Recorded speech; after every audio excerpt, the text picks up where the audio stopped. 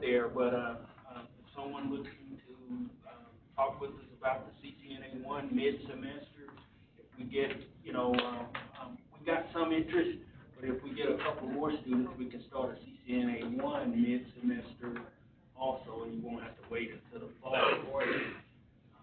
Cool. So just put your stuff up there, and those of you that are just kind of starting out and working on that CCNA1, then sounds like a good opportunity for you if you can take those classes. Are those typically night classes, day classes, or what? We have night, day, online, hybrid. We have an open lab. Say, for instance, Monday through Thursday, we have open lab from 1 until about 8 in the evening. And then all day Saturday, and there's a tech in there to assist with the, you're not just in there by yourself. From 8 to 5, they take like 12 to 1, they take a lunch. So, you have to exit at that time. But you can come and go as it's open lab. Nice. Well, that's what this user group is all about. Is one of the key things is networking amongst ourselves to find out for opportunities in terms of jobs and education. So keep that in mind. Was there anybody else over here? Okay. That's it. There was a young man supposed to meet me here tonight. I'm just wondering if he's here. Okay. Yes, he has arrived. Do you know a name? Guy, I'm drawing a blank now. He's an online student, but we were talking about right. the mid-semester. Whoever it is in the room that was supposed to meet with him, get with him after the meeting. Okay. All right. So let's talk about study groups real quick. Well, we've got a CCNA data center and a CCNP track that is still percolating, hasn't totally come to fruition yet, but if you're interested in any kind of track, come up and talk with me. Best thing to do to make it happen is actually volunteer to lead it, and that's not a scary proposition, but you can talk with me, you can talk with Brian, you can talk with Matt, and even Chris about doing a study group.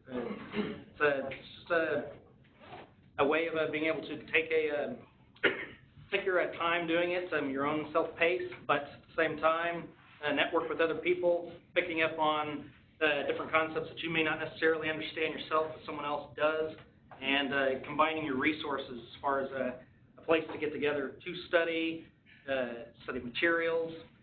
One thing about the leader is they get to pick the primary material you're going to study with. So you want to lead a group, and you're really partial to Cisco Press or Todd Lamley or whoever, then that's what you go with, and you build out the syllabus from there, and then invite everybody to join.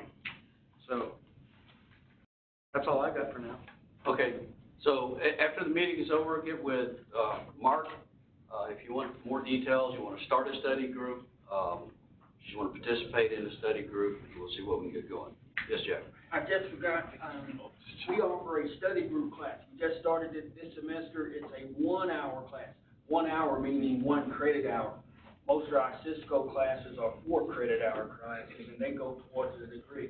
The study group class does not go toward the degree, associate degree. Networking study goal. Yes. Okay. Chris, do you have anything you want to talk about? Yes, but right before Scott goes, so. All right. Are you going to do the introduction of Scott? Well, I could, but I was going to talk about other things. Oh, all right. All right, we'll do that in just a moment here. Brian, anything? If anybody's looking at CCIE, we have a written group going. So you may want to holler at me after we're done with this. Route switch. Yeah, route switch. All right. We had interest in an NP wireless, but I'm not sure. Yeah. Anybody have any interest in that? Talk to Dylan back there. He's on the firewall. Okay, with that, let's mark. Anybody else, any of those officers have anything? Let me introduce our sponsor for the evening, Duke Bond with Converge One. So, Duke, if you'd like to come on up. Converge One is an integrator working at Cisco, and he's got a couple of words to say to us. So, take it away, Duke. Thank you all, first of all, for having me and taking a few minutes. I'll try to make this quick. I know you guys have more interesting things you want to learn. But Converge One, we are a nationwide Cisco Gold partner with a master specialization in unified communications and also a master specialization in security. We've got a branch office here in the Dallas-Fort Worth area, but also several other across the country. We're headquartered up in Minnesota, about 1,500 people. We also can do day 2 managed services if there's parts of your organization's networks and systems and data centers that you all don't feel you have the capabilities to manage. We can assist with that. We can actually even buy back some of those assets, move them into our data center, and do a full-fledged outsourcing kind of managed service type of capability. From a unified communication perspective, installs, upgrades, all your traditional things, video conferencing.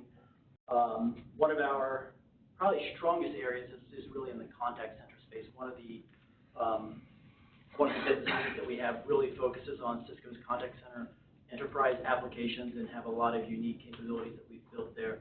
And we also have a lot of integration partners for things like workforce optimization, CRM integration. We actually have connectors into things like Salesforce and Microsoft Dynamics to pop screens and allow click-to-call capability from your business applications. And then from a security perspective, the typical types of services that an organization might sometimes be wanting assistance with, whether it's threat assessments or risk management, trying to figure out how to implement policies around bring your own device, data loss prevention, malware prevention, firewall security. We also do route switch. We also do data center wireless networking, but trying to just keep this short. As I mentioned earlier, managed services. The way I look at our managed services offering, our managed services team stops where your IT organization. Our organization starts where your organization stops. So whatever it is that you all don't feel capable or comfortable doing, or you just don't have the manpower to do it, you push that out. And whether that's something you procure on a annual contracted basis, or whether it's just, hey, we need 5 hours of help this week, we need 20 hours of help next week, whatever it is, we're flexible. We try to make it match what your actual needs are. That's really all I wanted to do. I just wanted to give you a background on who Converge One is. If your organization is looking for assistance with complex projects, again, think of Converge One, very simple, converge1.com. I'm here in the Dallas-Fort Worth area. Most of the Cisco-based opportunities funnel through me because I was brought in to help build our Cisco practice a little stronger here. We've got a lot of other partners in our ecosystem, and we're trying to make this a stronger Dallas, make this a stronger Cisco marketplace. So I'm impressed with the number of people here. I think it's awesome to see you all coming and taking the time to learn this stuff, because it's, I don't know, security especially. It's one of those ones I'm like, that hurts my head. So I'm going to sit down and try to pay attention. Did you have a fishbowl or something? Oh, thank you. So whenever, I know you all are doing a drawing also, so whenever that drawing is being done, there's also going to be another bowl that will do a, I've got two $50 gift cards that my marketing person set me up with. So we'll do a drawing for those. If you haven't put your business card in the bowl, if you don't have a business card, there's some blank ones of mine that you can just write on the back. And I do ask for an email address if you could. I promise I'm not going to spam mail you endlessly, but I will probably once or twice a year send you maybe what I feel is a relevant white paper that does a good job presenting a certain concept, and maybe inviting you to a certain event or something that we're hosting here locally. But you won't be just turned over to just latent spam mail. So they need to put their business card or write their name on a business card and put it in your fishbowl. Yep. And we'll draw from that for the gifts, right? Yep. Yes. Okay, very good. We do that if you can. At the end, at the break, whenever. Yeah. Yep. I'm sticking around till we're done. Cool. All right. So. Thank you.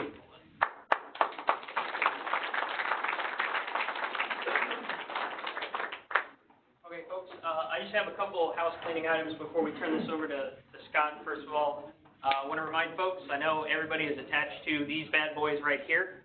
They make noise. Can you put them in the position where they don't make noise, or at least they just vibrate? So also, if you look straight up above your head, you will see microphones. All of those microphones are live. This entire session is being recorded. I know there's a lot of people here, and we like to say we like to network about networking. If you wouldn't mind, these microphones are pretty sensitive. They will pick up whispers, conversations. It makes it hard for the recording to capture the presenter. It may intermix between you and the presenter. So first of all, don't discuss anything you don't want to be recorded. And if you do have something that you would like to discuss, we ask you step into the hallway just so that the recording is clear. I think that's it. At this point, you want to introduce Scott, or? And be sure to thank your Cisco SE. Oh. Yes, Right. please thank your Cisco, for those of you who are Cisco customers, please contact your Cisco sales engineers, your Cisco account managers, whoever it is that hands you Cisco things in exchange for money. Please contact them and tell them that, you come to this user group and you like us and you want us to stick around.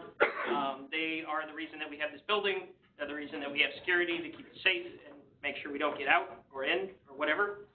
And they're the reason that they keep the lights on and we have food and plates and everything. So please tell them that you like us so that they keep paying us to stick around. Can you do some magic over here so you can get Scott's? He's using HDMI. Okay. All right. Technical. Way better than this old VGA. Yeah, it doesn't seem.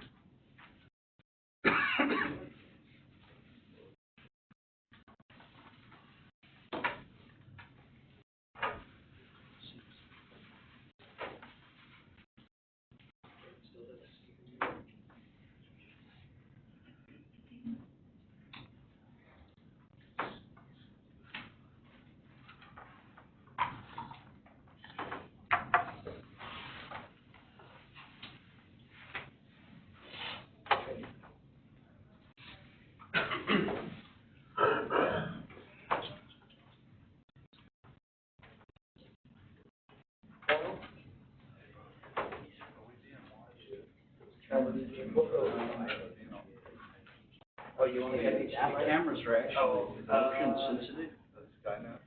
Yes, the Terminator is watching. No, they tend to follow your action, or if it detects voices on a particular microphone, I think it also uses that to zoom in. This is Cisco's comments in group. So we have the equipment at work, like in the conference room. Yeah. And when you go to the interviews, those cameras follow you, and it's really creepy. Like, Clear. even if you're not using the You do VGA? of course they are. Big brother. How it is. Yay! There you go. All right. Well, it helps when you plug in the cable. Oh, Yeah. air gap. Yeah, but the network wasn't down. By the way, before Scott gets started, we also need to mention that we have a celebrity in the room, Mr. IPv6 himself, Jeff Carroll. Jeff waved in the crowd. He'll be at the back signing autographs after the meeting, so, any problems with IPv6, he'll fix it. Right. It's a low billing rate, 1 minute. There you go. Microtransactions. That's right. Okay. Sorry, we didn't actually introduce Scott. Yeah, we got caught in the security room. So our presenter tonight is Scott Hogg. He is the chair of, or one of the founding members of Rocky Mountain IPv6 Task Force. I apologize. I promoted you, maybe didn't. You're welcome. He is also CCIE and one of the authors on the CCNA book, who wrote, I believe, all the V6 chapters for the CCNA route switch? Just one? Okay. See, I'm trying to give you more credit. You're supposed to say yes, right? And also the author of the IPv6 Security Cisco Press book, which I believe he has some copies of here tonight as some giveaways. So, Scott. Cool. Thank you.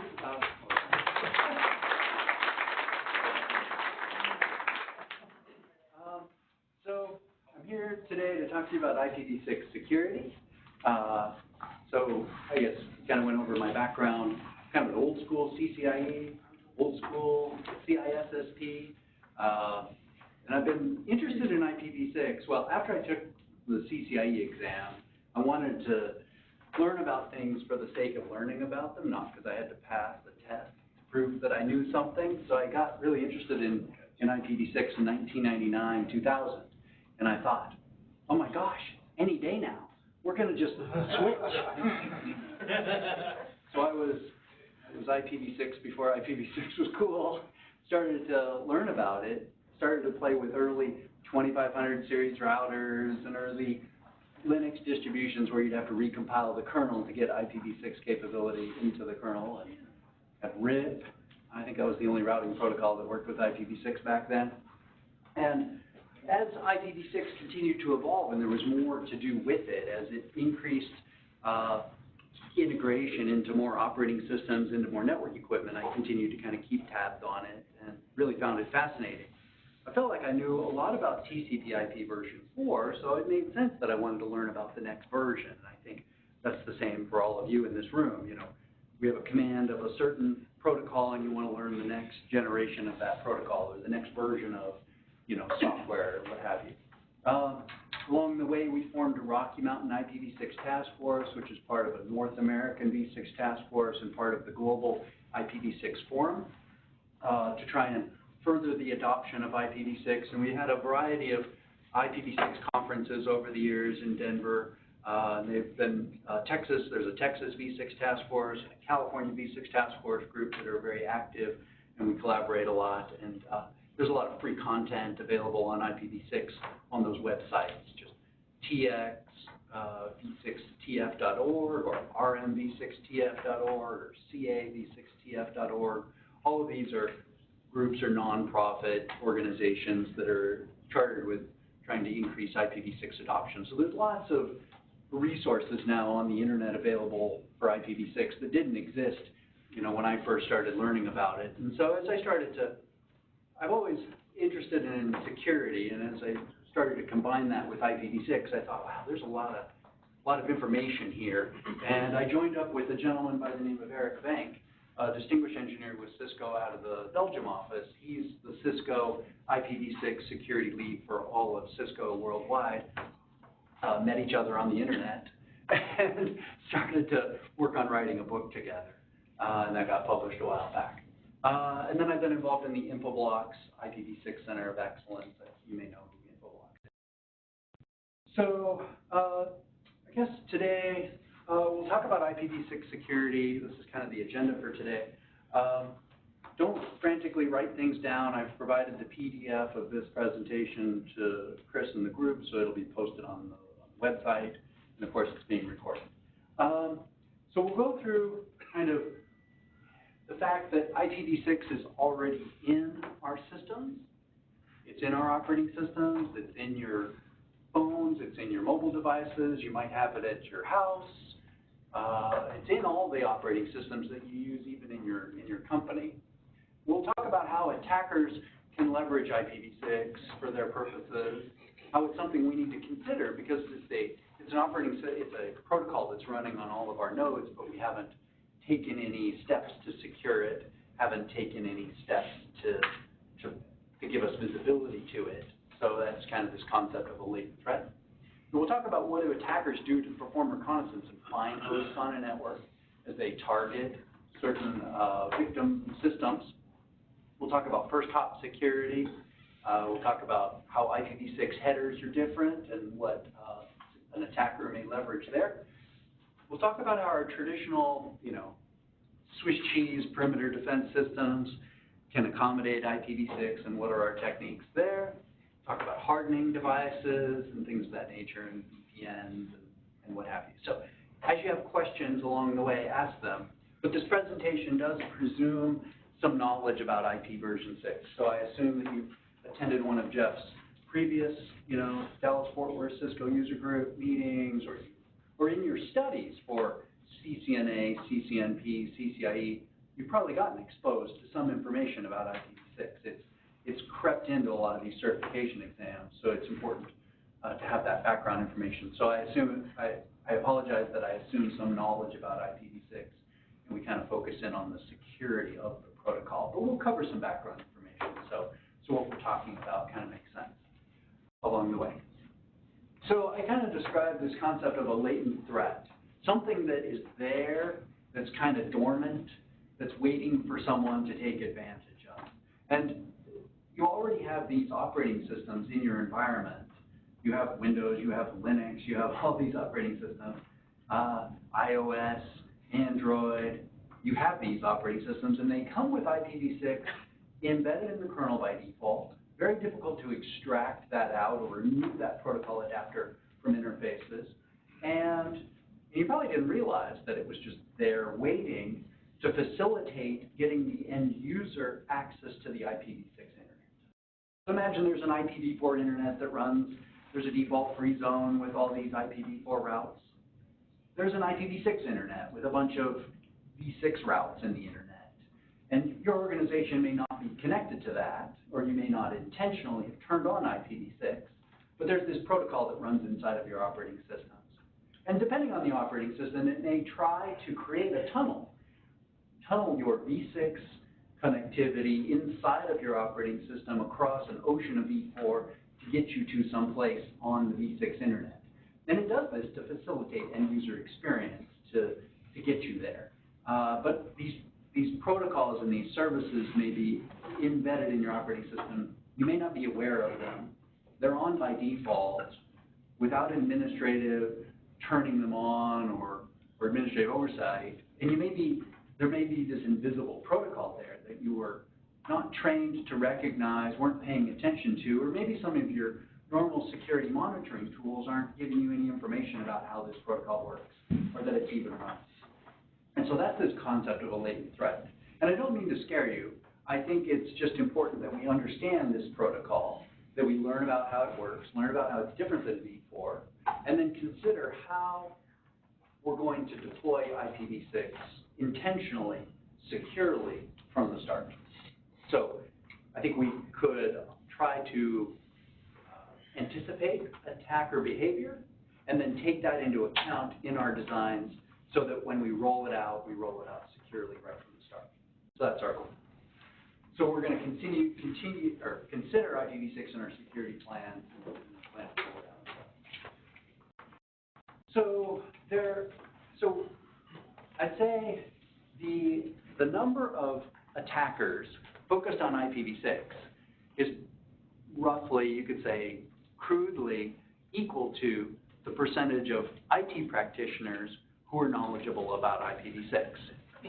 So if there's only 5% of the IT practitioners in enterprises familiar with IPv6, say only 5% of the attackers are familiar with IPv6, roughly speaking.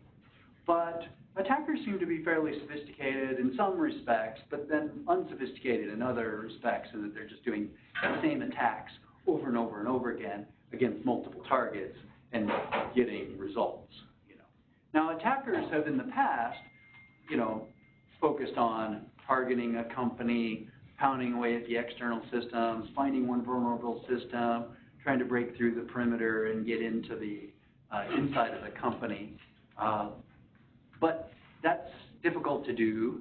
So now attackers have shifted their strategies to, massive malware propagation and trying to get inside the company that way, rather than driving by in the white, FBI surveillance van trying to get into your Wi-Fi network. They'll try and attack in some other method that gets them more access to more companies with the least amount of effort, right? And there's certainly nothing about IPv4 that's limiting the attacker's business model. They all can, align themselves with organized crime and a financial model, and they're doing quite well with IPv4. So there's less about IPv6 that gives them, an advantage, other than maybe IPv6 is invisible to most security practitioners.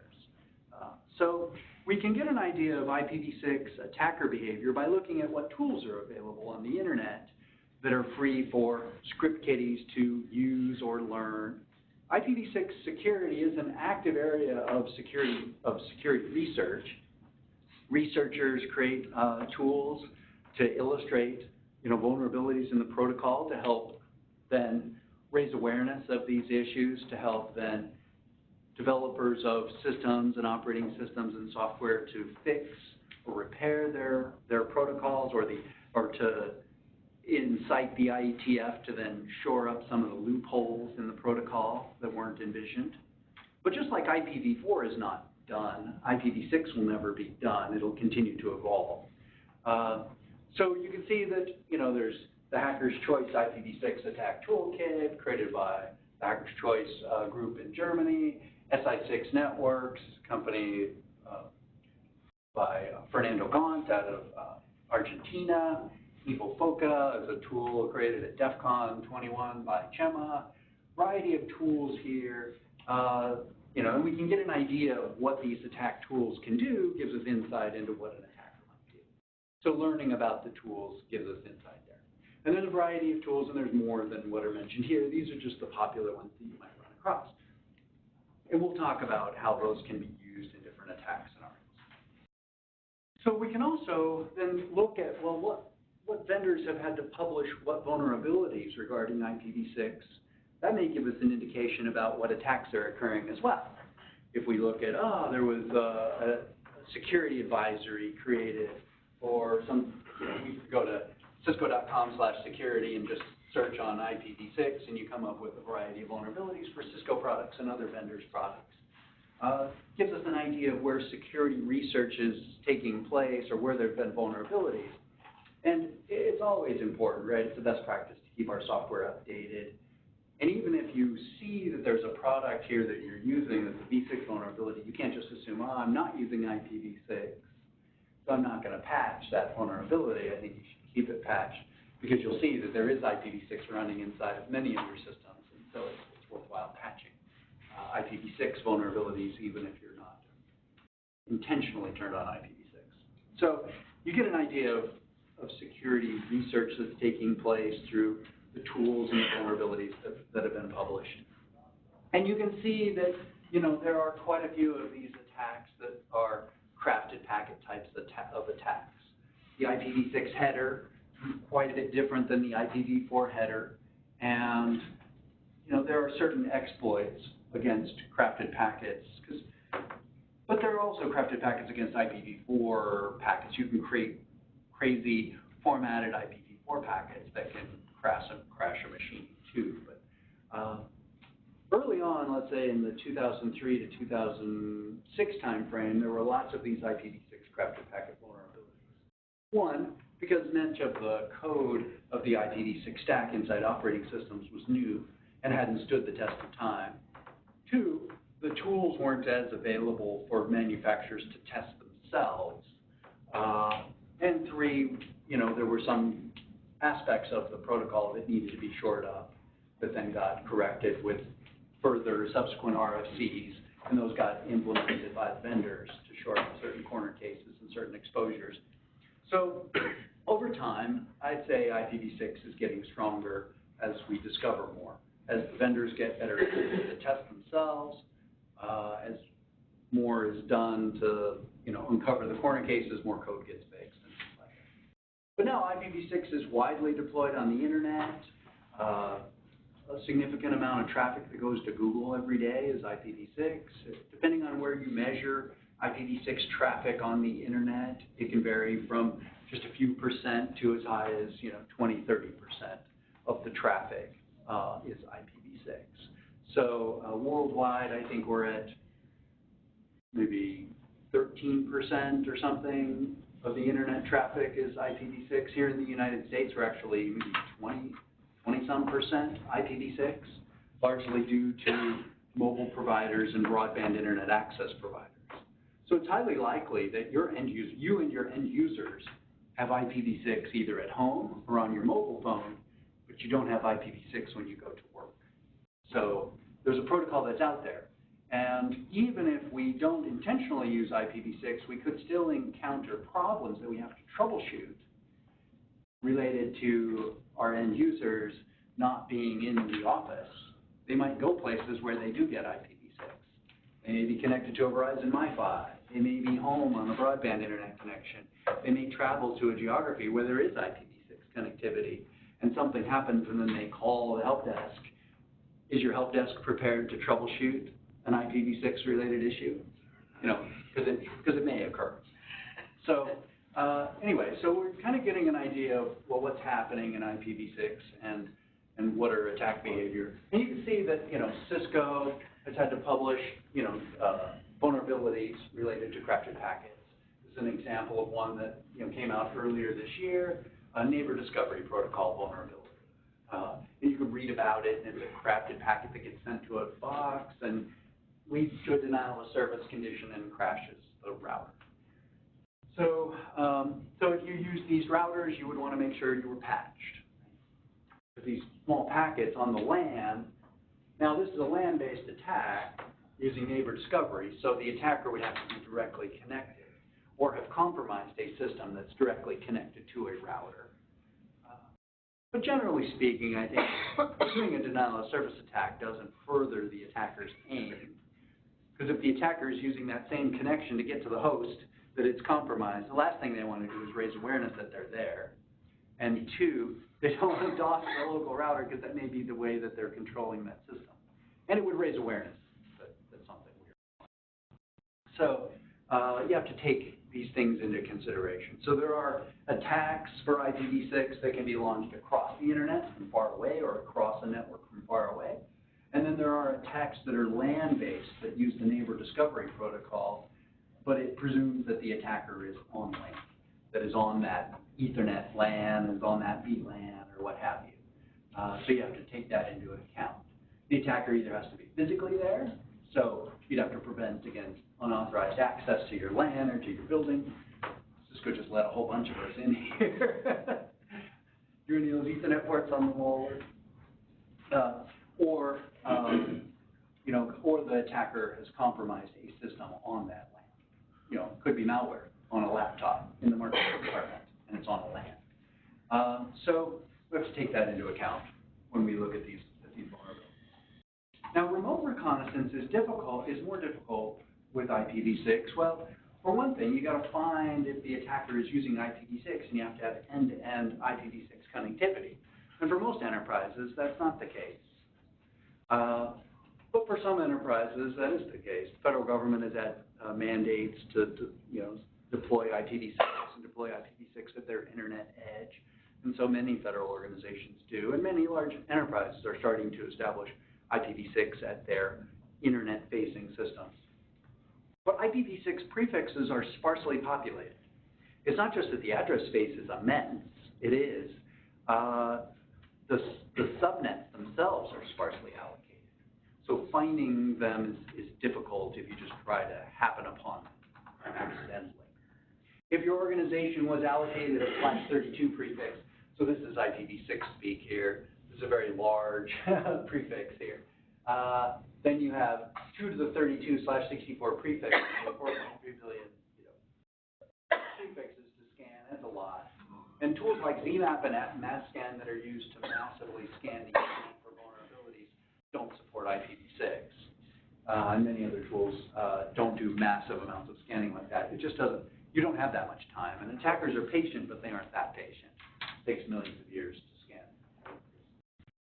So even though the enterprise perimeter has eroded, the remote reconnaissance can be difficult. But it's easy to do remote reconnaissance if it's example.org or mail.example.org or vpn.example.org. Those are easy to find. Things that are in the public DNS are trivial to find. And there's an RFC that describes kind of the pros and cons or difficulties or ease of network reconnaissance. So on a LAN, the IPv6 addresses are sparsely populated within a /64 subnet, or prefix rather. So within a /64 prefix, the first 64 bits is the network number. The last 64 bits is kind of the node number, or what we call the interface identifier. And the last 64 bits of the IPv6 address uniquely identify that particular host on that LAN. And the 64 bits mean there's 2 to the power of 64 possible addresses in a /64 subnet, so 18 quintillion addresses That's incredibly large, a number of addresses. So very difficult to scan or find hosts if they are mathematically randomly dispersed across that address space. But if all your interface identifiers are at the low end of the spectrum, : 1, : 2, : 3, it's going to be trivial to find them. If you're using privacy, temporary addressing, DHCPv6 with randomized interface identifiers, then the difficult level is higher because they're seemingly random, and scanning would be difficult. If you know that the organization is using a particular NIC, organizationally unique identifier, if all the computers in the organization were Dell, Latitude, Model this, they had a 3Com NIC of a certain, or an Intel Broadcom NIC of a certain NIC OUI, then the last 24 bits of the MAC address are the only thing that's different about each computer. And if you knew that organization was using EUI64 as the technique to, and using SLAC, then you'd only have to scan 2 to the power of 24 hosts on a LAN, maybe take you about a week or something like that, or maybe a few days if you were willing to be less stealthy. Finding the local router is probably trivial because it tends to be fairly chatty. It responds to neighbor discovery. It's probably sending routing advertisements. It may respond, sending an RA in response to a router solicitation, and probably sends multicast listener discovery queries. If the attacker is already on the network, then it's easy for that attacker to create LAN-based multicasts to find other hosts on the network, and there are ways to speed up that process. Many of the tools I just mentioned are have built-in tools to accelerate reconnaissance on a local LAN. But the motivation of an attacker on the local LAN is to stay hidden and pivot using IPv6, because that pivoting activity on a local LAN would largely be invisible to most security practitioners. One, because they lack an understanding of IPv6. Two, they lack tools that give them visibility into IPv6 LAN-based traffic. So here's a couple of different techniques. Well, one technique is to send a ping traffic to FF02::1. This is the all nodes multicast group address. So it goes to all the IPv6 capable nodes on a LAN, which is just about everybody. This is the closest thing IPv6 has to a broadcast, even though it's a multicast packet that gets sent on a LAN. So if we could send a packet to hosts on a LAN and elicit any kind of a response back from them, that's great. That reveals that there's something there that we could pivot to or start to attack on the local LAN. So there's a variety of different ways to do this. We could use a simple ping, a ping6. We could use a tool from the Hacker's Choice IPv6 attack toolkit called the Lab6. We could use Nmap. We could use Chiron, Chiron. Scappy. How do you say it? Scappy. So, and then Scappy as well. There's other ways to do this technique. But that reveals some hosts, but not some hosts. That'll reveal Linux hosts. That'll reveal Cisco routers. Apple devices won't. Newer Microsoft devices won't respond to that. Depending on your operating system, it may or may not reveal itself. So, so you kind of want to know who's on your network, right? That's one of the first steps of the SANS critical security controls. Is know what's on your network, know what software is running on your network. Well, you want to know what's on your network proactively. You want to know who's in your environment. So you may do show ARP on your routers. You may do show neighbor cache or what have you. If you've intentionally turned on IPv6, you may want to know who's in your network, who has IPv6. You can query your devices with SNMP to try and build that list of IPv6 addresses. Because maybe you need that list of IPv6 addresses because you've got a method right now of doing proactive vulnerability scanning over IPv4. And you just plug in your whole /16 or whatever of your v4 address space and let that scanner just go through and scan all your subnets for all your branches and all your offices. Well, with IPv6, the address space is so immense, the scanners can't scan big sections of addresses and do internal reconnaissance like they do today for IPv4. So what you need to do is those scanners will scan individual IP addresses, but you need to get that list of IPv6 addresses to feed into those vulnerability scanners. So how do you get that list? You can call them from your routers.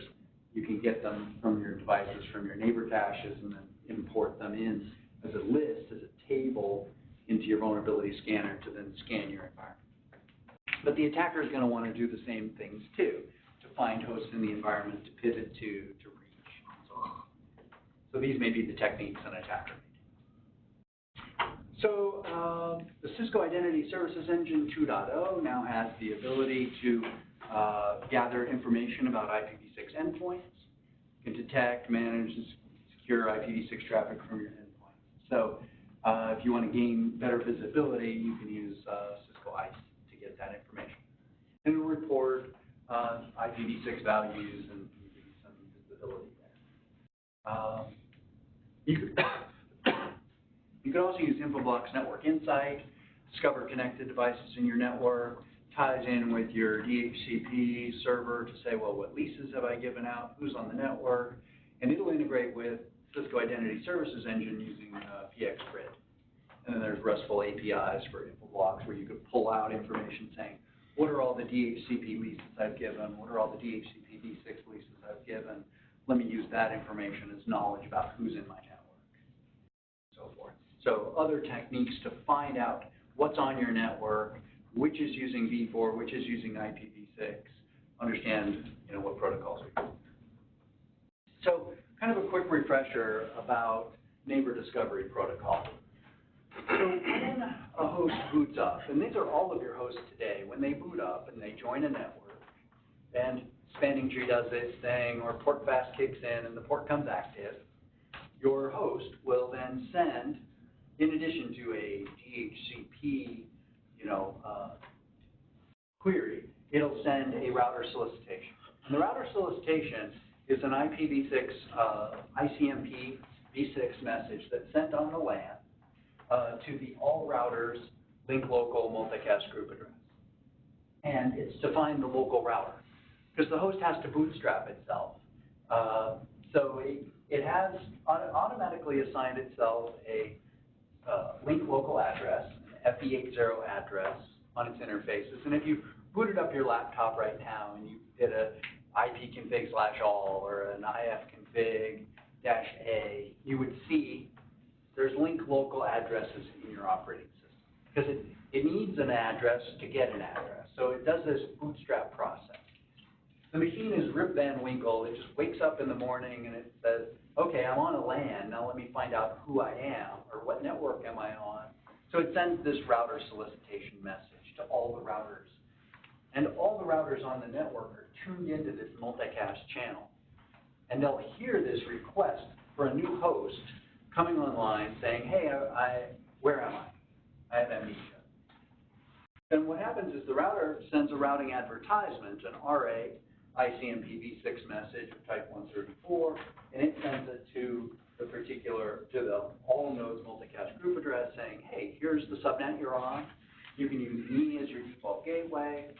Here's my MAC address, all kinds of information for the host to then proceed to go about getting its IPv6 address.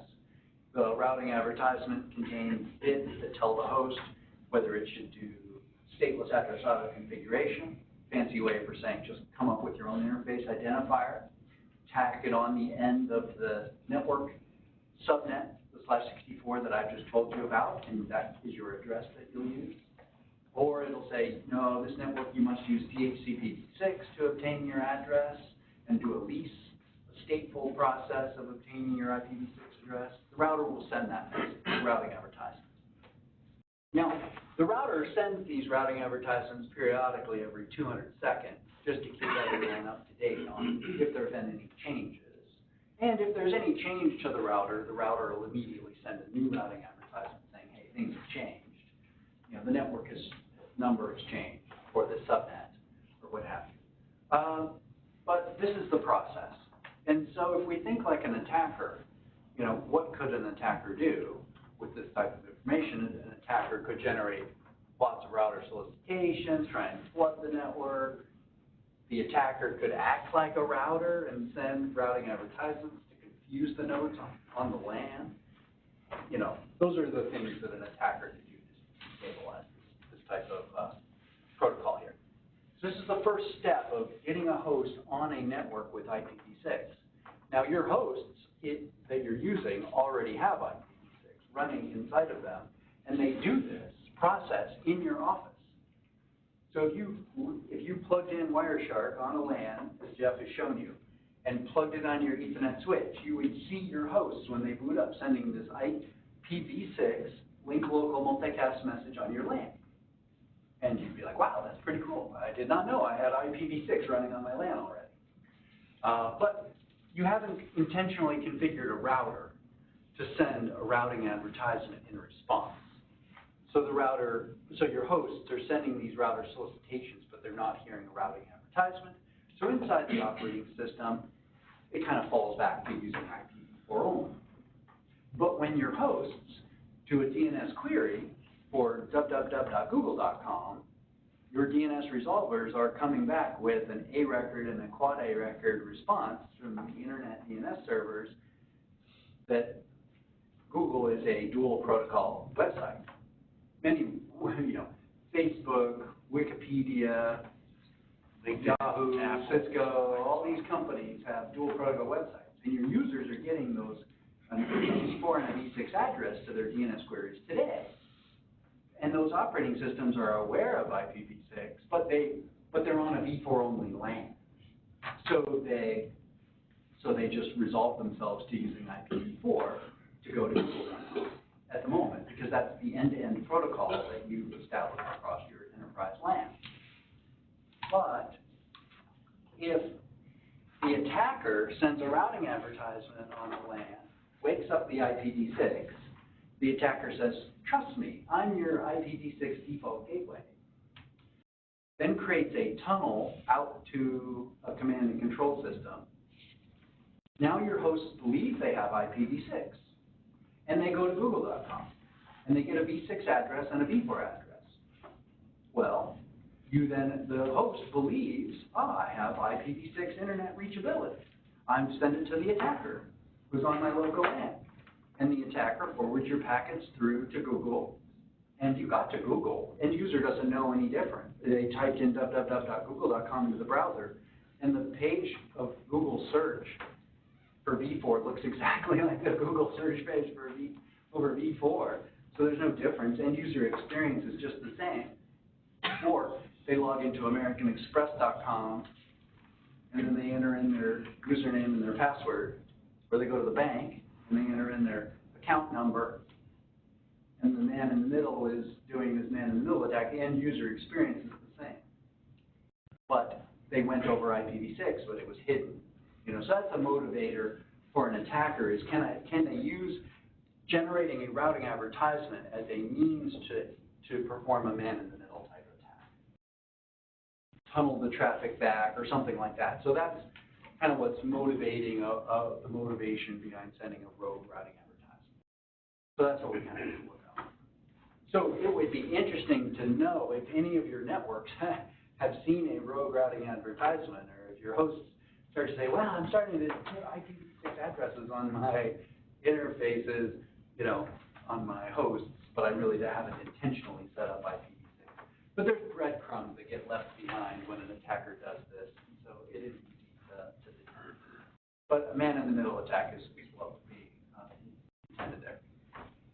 So then the other aspect, the other part of neighbor discovery protocol is this concept of sending neighbor solicitations and neighbor advertisements. This is the process that IPv6 hosts go through to create a binding of IPv6 addresses and MAC addresses. This is the IPv6 equivalent of ARP. So the host says, I know your IPv6 address, but I don't know your MAC address. So I send a neighbor solicitation saying, what's the MAC address for this IPv6 address? This host says, that's my IPv6 address. Here's my MAC address. And it sends back a neighbor advertisement message. And then this host then caches that information in a neighbor cache. Instead of an ARP cache, it's called a neighbor cache. And so this is the process. And it uses multicast to perform this. So attackers can destabilize neighbor discovery protocol, can destabilize this binding, just like they can destabilize ARP. But people get all excited about this. Wow, there's a big weakness in IPv6. This neighbor discovery protocol is completely insecure. Well, ARP is insecure, and most IPv4 practitioners go to sleep just fine every night, not worrying about ARP-related activities, yet they haven't implemented DHCP snooping, dynamic ARP inspection, and source address validation. So don't get too excited about this until you've already implemented DHCP snooping, dynamic ARP inspection, IP source guard. So, but the same weaknesses exist for ARP as exist for the neighbor discovery protocol. So there are these land-based threats, and there are all different kinds of crazy, kooky things attackers can do if they're already on the link. They can forge these types of messages and things like that. And there's an RFC that describes these problems. So these are examples of how to do that. So if you want to amuse your friends, you want to try this at work. No, don't try this at work. Try this in a lab. Try this at in your basement, whatever. There's different tools that can automate creating these types of crafted packets and doing these man-in-the-middle attacks and destabilizing networks and creating rogue routing advertisement packets. But there are techniques to prevent these or detect the occurrence of a routing advertisement. Because at this point, if you haven't intentionally turned on IPv6, any routing advertisement in your network is suspicious because it wasn't intentional. It's someone doing something in your network. So I often say, if you're really paranoid, you might want to turn on some of the RA detection techniques on your v4 only networks, because any routing advertisement would be of keen interest. So this RFC describes what the issues that I just mentioned about rogue routing advertisements. There's different techniques on preventing unauthorized LAN access. You get crazy with private VLANs and things like that. You can use a port-based ACL and apply that inbound to your interfaces. But what most people do is use this technique called RA guard.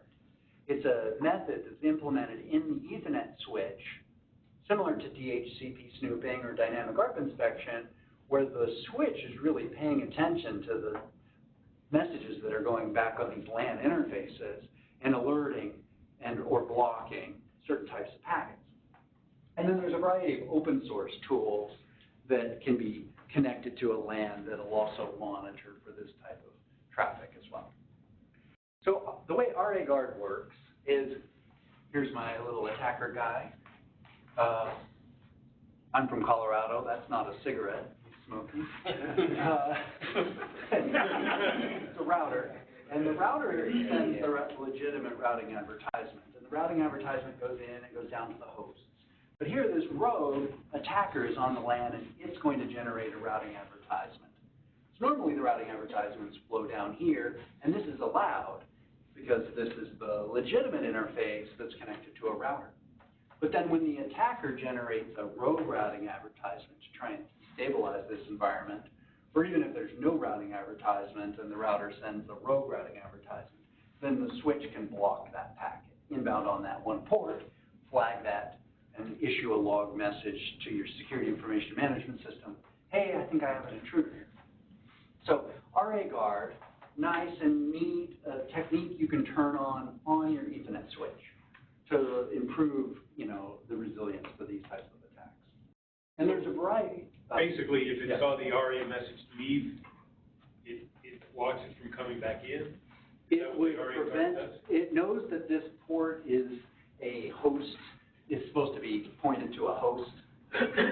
It has a host. So you turn it on all your ports? You can turn it on all your host ports, or you can turn it on per VLAN. And it knows that VLAN should be full of hosts, not routers. And so then when it sees a routing advertisement come in from a port that isn't assigned a router role. So it's not dynamic, I guess. It's not dynamic. You have to pre-configure. So do you manually create the router port as a passive port? You would assign that to your router role in the CLI. Because I'm guessing you do this under global configuration. You go into the VLAN or on a port basis.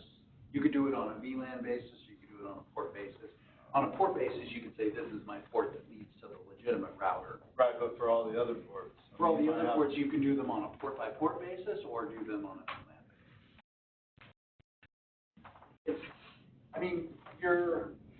The interface descriptor, the interface config block on your switches is probably not just one or two lines. It's probably got some cross stuff, it's probably got some IP telephony stuff, it's got some voice stuff. We're talking, one extra command added to those ports. Yeah, but if there's 96 ports, it'd be easier just to configure it globally and give it a passive on the interface if you don't want it on. You could use a Python script to automate it too. So this is routing advertisement card. And so there are other techniques like RA guard, DHCP guard, IPv6 snooping. There's a variety of other first hop security features that are integrated in the Cisco iOS switches that can do this type of snooping. Watch who's talking on the network, alert me when someone does some neighbor discovery protocol funny business. Look at DHCP leases and alert me when some system is sending traffic or from an address that wasn't allocated to it, or if an attacker starts to set up a rogue DHCP server. Look for addresses, and if a system's been given a certain address, IPv6 address, but now suddenly attacker starts to say, no, I'm the real, ::100 on this LAN, then it'll flag those kinds of things.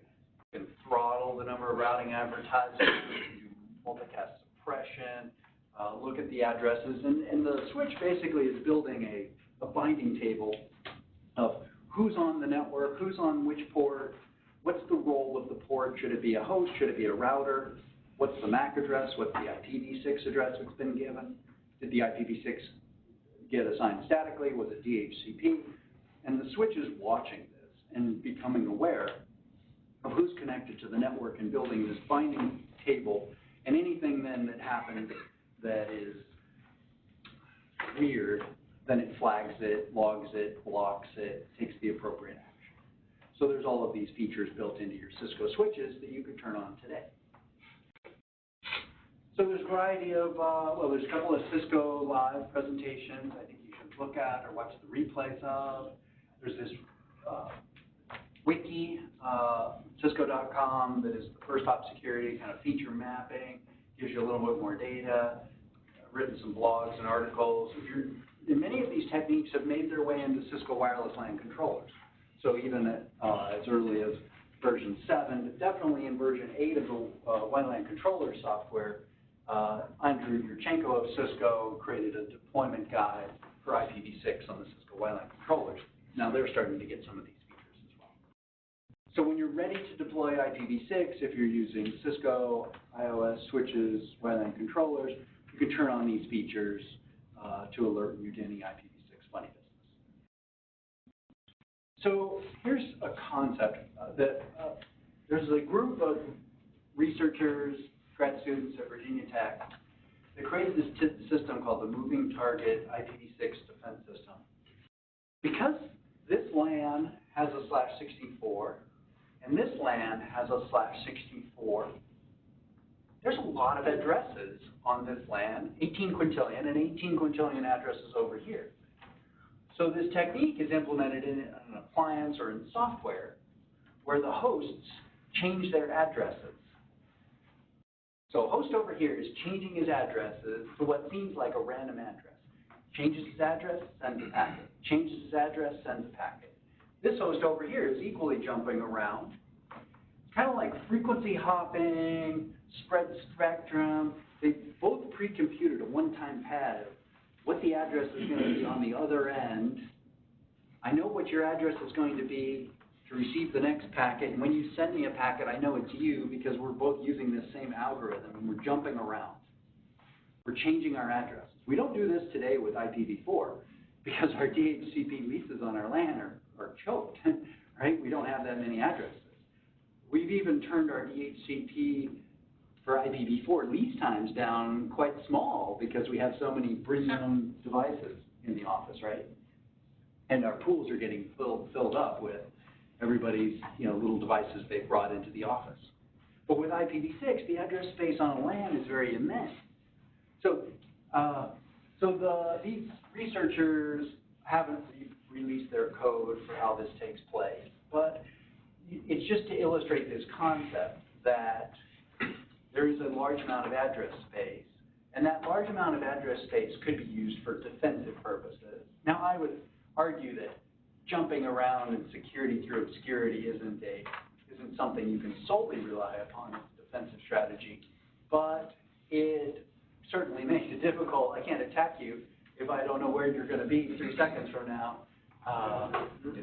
Seems like your MAC address tables would go crazy. Yes. So implementing an appliance that could clean up the old neighbor's cache entries. Good thing. Is there something to prevent duplicate address problems? The chance might be small, but it could happen. The chance is 1 in 18 quintillion. It's very, very small. So it's so small, it's almost not even worth taking into consideration that there would ever be a conflict, as long as it's random. How would you troubleshoot packet loss with Yes, exactly. So I'm just describing this as a concept, not that this is a good idea, but it's an illustration that the immensity of the IPv6 address space could be used for defensive purposes. It could also be used by attackers. Yes? Would you be sure and repeat the question or comment for people in the back of the room so they can? Oh, okay, yeah. Good question. The questions were, could the neighbor cache fill up with this technique? Certainly, yes, you could. There's a finite amount of memory that may be allocated by a router to keep track of IPv6 addresses to MAC addresses. With this technique, the LAN on the left side would have lots of IPv6 addresses associated with one constant MAC address, and likewise on the right-hand side. The other question was,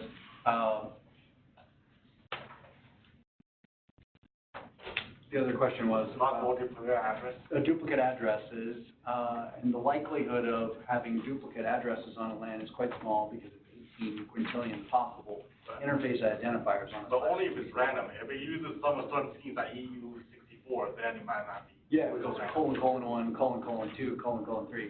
:4, then it's going to be trivial to scan and find those addresses, you're right. And then the other question was, doing troubleshooting and doing a packet capture, how would you put that back into context of the conversation, or how would you troubleshoot if this was taking place on individual host bases? You're right. Troubleshooting could be much more difficult in this case. Anyway, well, I'm just describing the concept of the vastness of an address space, even on a /. Yes? I'm sorry, I have a question about the moving target. Have you seen this deployed in a production network? No, I have not seen this deployed, and these grad students haven't revealed their algorithm. Okay, I was going to say, I mean, this looks from a theoretical perspective interesting, but it also looks to me like troubleshooting nightmare 101. Yes. Recreation of anything. It's going to take the 6-hour process to figure out who was where and when. Yep. Yeah, absolutely. So I'm not saying this is a good technique or a practical technique or anything you would use in a real-world setting. Much like the scenario questions you get on the CCIE lab, does not have anything to do with the real world. But the idea is that the vastness of the address space changes what we've been used to, something we've been used to securing. We've been used to securing IPv4 networks, and the address space is quite constrained. We can use a vulnerability scanner to scan all our hosts inside of our enterprise. With IPv6, we can't scan all the IPv6 addresses in our enterprise. We don't know, so the hosts are more sparsely populated. But then it could also change what an attacker would do. Attackers do fast flux, command and control. They get a system, it has an address, they generate some spam messages, then they may try and change that IP address or as it gets onto a block list, try and change the address of it, then send more spam messages. Well, with IPv6, what if the attacker got an IPv6 address, sent one spam message? change their IPv6 interface identifier, send another spam message. Change the interface identifier, send another spam message. Could send 18 quintillion spam messages, each from a different IPv6 address. Would each of those addresses show up on a block list? No. The block list isn't that big to contain 18 quintillion entries on a DNS root block list. So no, but it's more likely that those companies that provide services about reputation scores or identifying spammers based on IP address will probably declare that the entire /64 barrel is bad because of one bad apple in that /64, and there might be some collateral damage, but oh well. But thankfully, IP address isn't the only technique that we use to track down spam. You know, there's other heuristic algorithms and other techniques, and we use domain names and other things like that. And SPF and other techniques.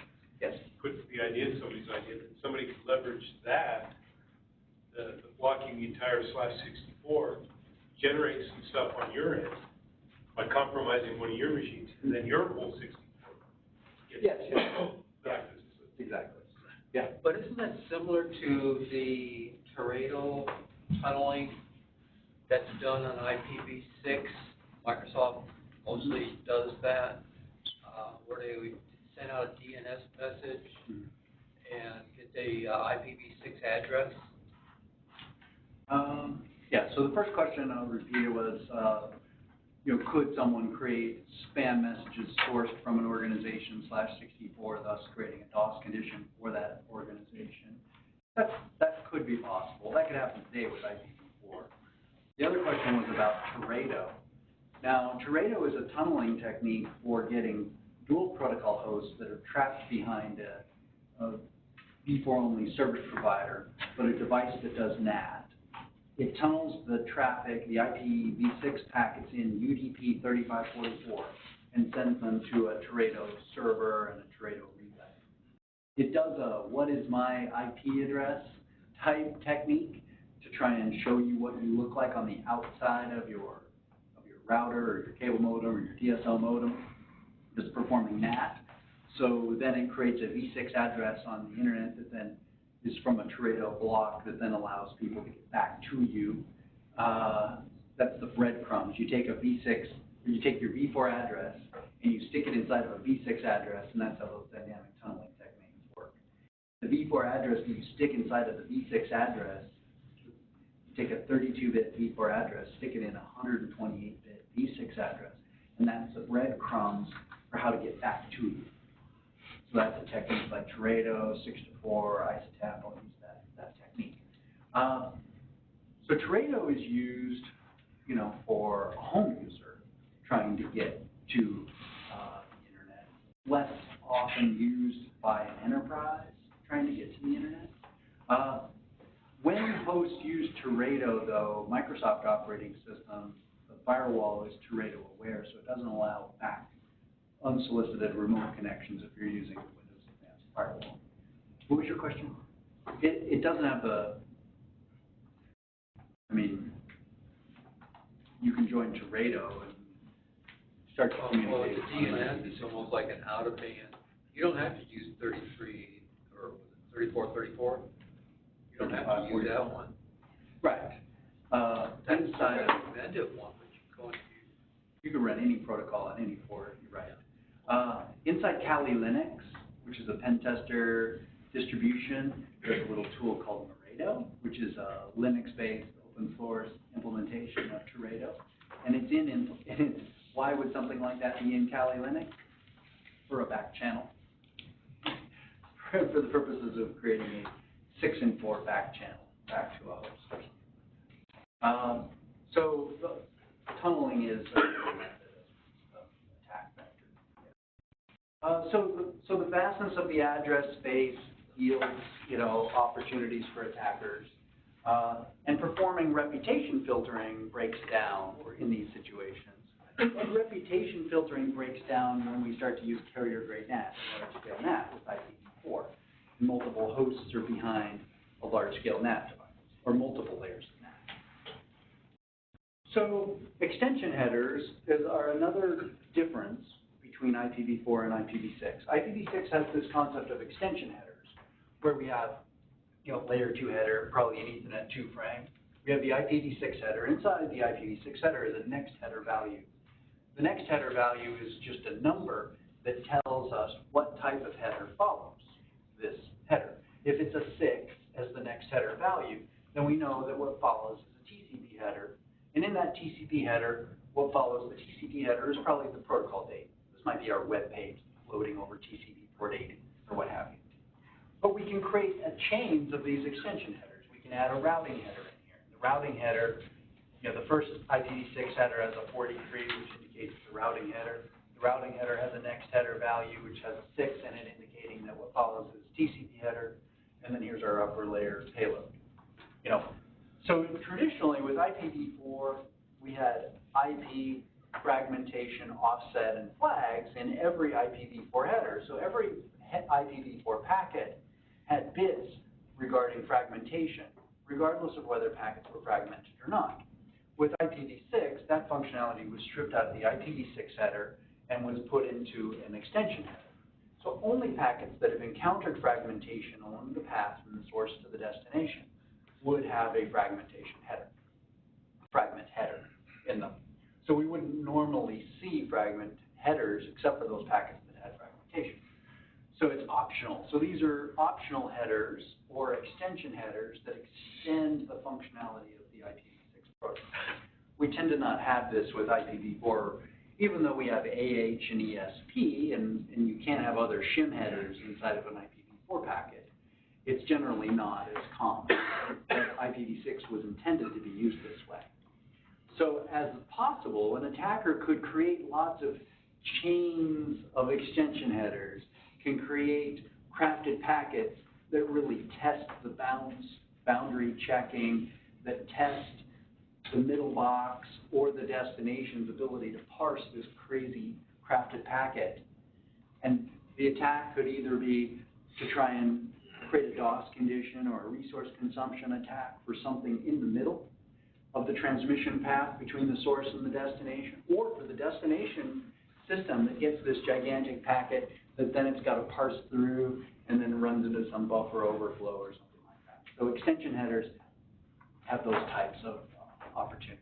So you can create all different kinds of crafted IPv6 packets, just like you can create all different kinds of crafted IPv4 packets. And we can do bogon filtering, look for certain IPv6 addresses that have been allocated and deny packets sourced or destined to IPv6 addresses that should not be used. The legitimate global unicast addresses should be in the 2000:/3 range. So they should have a 2 or a 3 as the first hex digit there. We can do different things like infrastructure ACLs, we can do inbound ACLs, we can do outbound access lists, we can do firewalling, we can do ingress-egress filtering at our perimeter to say only IPv6 packets with destination addresses of our IPv6 address space should be coming to us. And when we send IPv6 packets, they should only be sourced from our allocated IPv6 address space that's been allocated to us by a regional internet registry.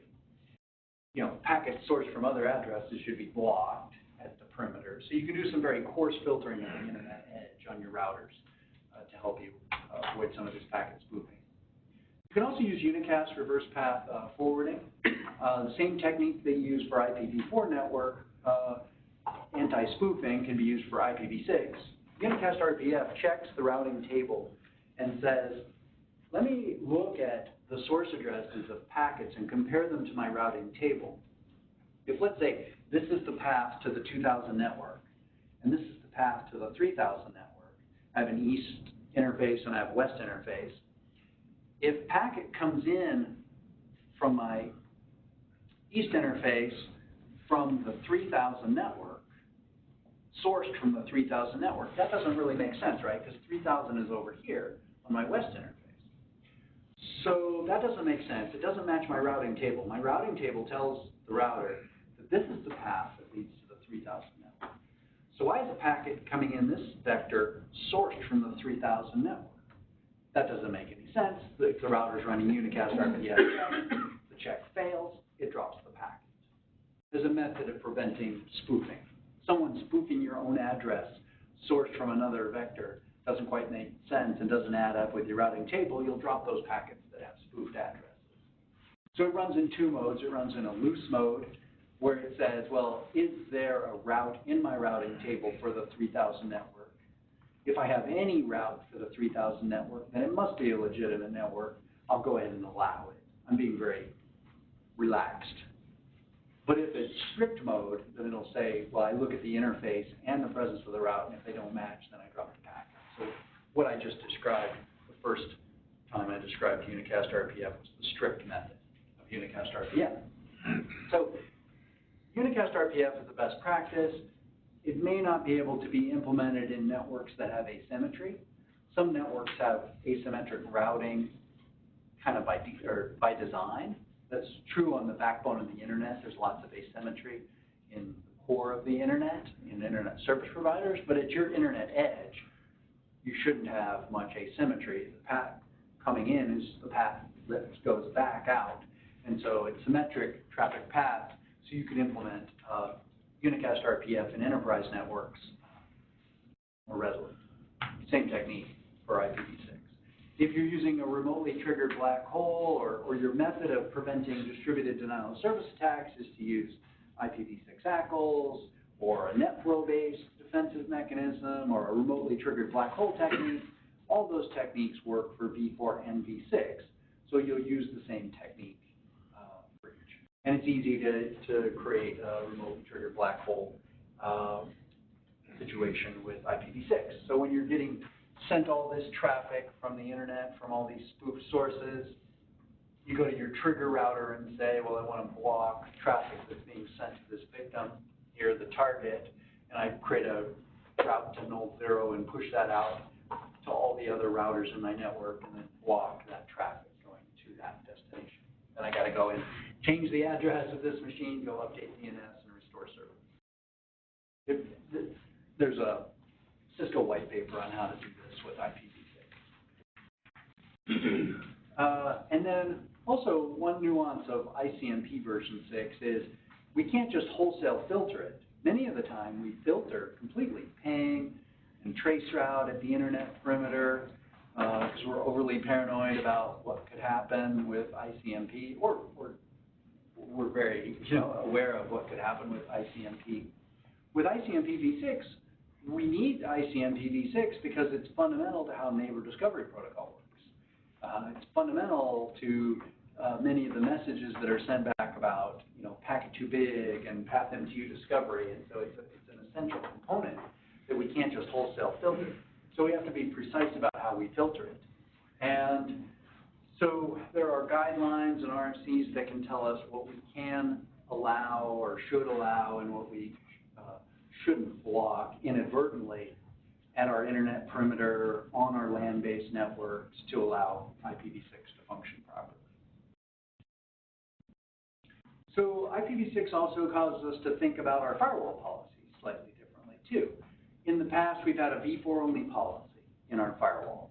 And it probably, it looks like Swiss cheese. It's much bigger than this. But in a very rudimentary sense, it says anybody on the internet can talk to our web server with HTTP and HTTPS, and that's permitted. So an overly simplified firewall policy. But if we had an older PIX firewall or an older ASA, then we had a v6 policy. So we had a v4 policy and a v6 policy, and they were two separate policies. And they, and the v4 policy matched v4 packets, and the v6 policy matched v6 packets. And it's a top-down first match action takes place type policy. But there are two policies. And so we might have named objects differently. We might have named a host v6.1, and this host has a v6 address. Or we have VLAN1, and it has a v6 subnet, prefix rather. Or we might have v4 names and numbers, and we may have any IPv6 or any IPv4, but we have two policies, and we're maintaining two policies. But most firewalls now, like newer ASA firewalls, newer name your vendor firewall probably has an integrated firewall policy that has v4 and v6 rules in one policy. And why this is important is as we start to deploy IPv6 on the internet perimeter, we want to think through, well, what's our naming convention going to be? How are we going to build our policy? How are we going to order these rules appropriately for v4 and v6? Because maybe we might want to only allow IPv4 to go to this v4 host, but only allow IPv6 to go to this separate v6 only host. Or maybe this is our website and we want anybody, regardless of protocol, to go to this host with a particular service and permit it. And then at the end, we have the default deny policy at the end, deny anything else that hasn't been explicitly permitted. So how you group objects, how you name objects, how you create your entries and create your policies and create your naming convention is something you want to think about as you start to move forward with IPv6 deployment at your internet. So IPv6 access lists have existed for many years. They can do a variety of things. You can match on all different kinds of items in the IPv6 header, from upper layer information to flow labels, ICMPv6 type and code to extension headers. You can match inside an IPv6 access list. And at the bottom of every IPv6 access list are some implicit rules that help us keep ourselves from shooting ourselves in the foot. If you created an IPv6 access list that said, permit this, permit this, permit this traffic from these hosts, deny everything else, if we forgot to put neighbor advertisements and neighbor solicitations up there in the top, we would inadvertently break the neighbor discovery protocol. We'd put the access list on the interface, we'd go get a coffee, 5 minutes later, the neighbor cache would time out, and we would lose next hop reachability, severing the IPv6 network. Just like we would be blocking ARP, in a sense. And so we would lose the binding of the next hop IPv6 address for our route to go to the internet, or to our ISP. We would lose the binding of the MAC address to that IPv6 address that we're using as the next hop reachability for our route, for our default route, let's say. So we need to allow neighbor advertisements and neighbor solicitations to function on that LAN interface. Now, they're only, the attacker would have to be on that link to destabilize that. So we allow that to happen. But inside iOS IPv6 access lists, there are these 3 implicit rules at the bottom of the access list that keep us from doing that. So there's an implicit deny IPv6 any, but up above that there are these 2 permit statements. So these are the 3 implicit rules. So if ever we do a deny IPv6 any log in our access list, that would go up here.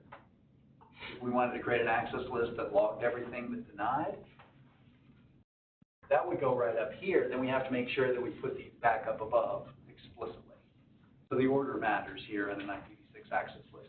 But it tries to help us from shooting ourselves in the foot and forgetting to permit neighbor advertisements and neighbor solicitations. Now, NXOS has the same thing, but it's slightly different. It has 5 implicit rules: neighbor advertisements, neighbor solicitations, router advertisements, router solicitations, and then the cleanup rule at the end. And if you're using iOS XE, there are no default permit statements. So you have to remember to explicitly permit neighbor advertisements and neighbor solicitations in an iOS XE. So, might be on an exam. This is a good exam question.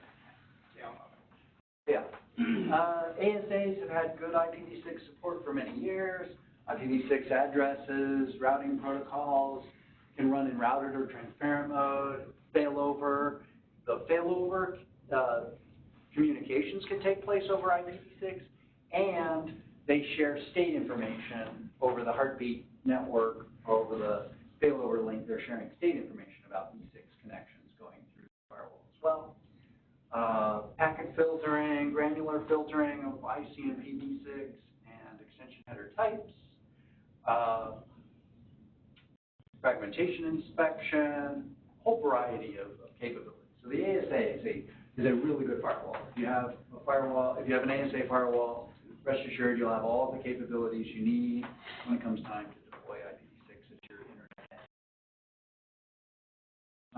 You can even do something interesting with IPv6 because the addresses are big and long. If you type them in, or someone's telling them to you over the phone, 2001 DBA B3CE B3C? No, wait a minute. No, BCD3. Telling someone an IPv6 address over a phone is really painful. So you'd rather copy it or paste it, but you could also use DNS, FQDN ACL technique. Does anybody use this today? Most firewall policies, the rules and objects are based on addresses, not names. Some security practitioners don't like the idea of leaving firewall policy up to another database called DNS. Maybe if you're not using DNSSEC, maybe you don't trust DNS. But you can do this in IPv4, you can do this in IPv6, you can have FQDN ACLs. So kind of a new feature in 8.4 and 9.x. So yes. One of the problems with trusting DNS is in a large company, I don't run DNS. That lets someone else in another group change the rules in my firewall. We can't have that. Yeah. On the other side, companies are pushing for ZTP, zero touch provisioning. Yes. Yeah. So yeah. Any comments? Repeat the question. Yeah.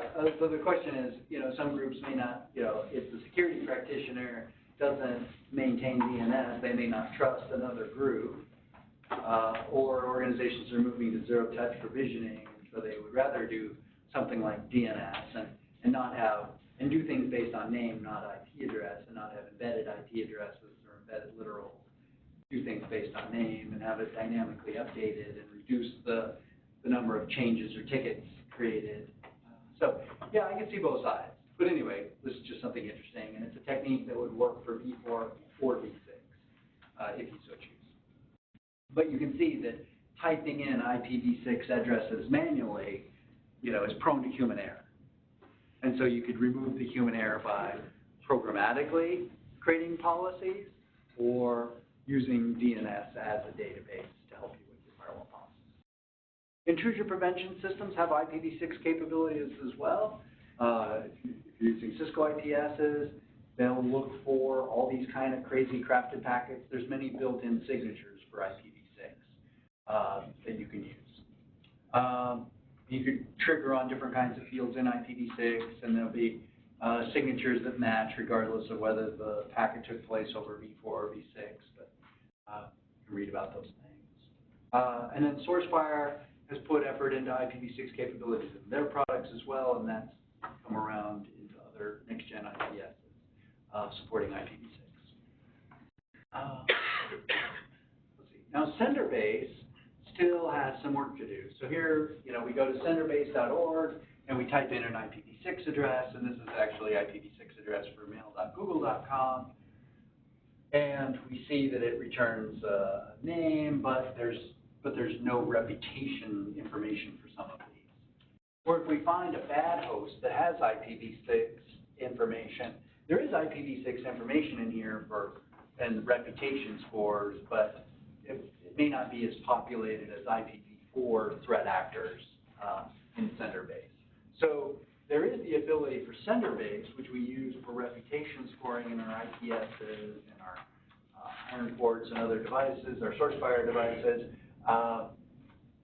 The addresses are possible there, it's just not populated with the data as readily as it is with IPv4.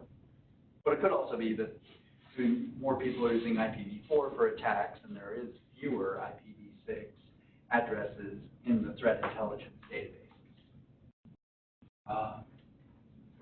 But then OpenDNS is also IPv6 aware, and so you'll see if you go into your OpenDNS umbrella, you'll see that hosts on your network are making A and Quad A record queries and stuff like that.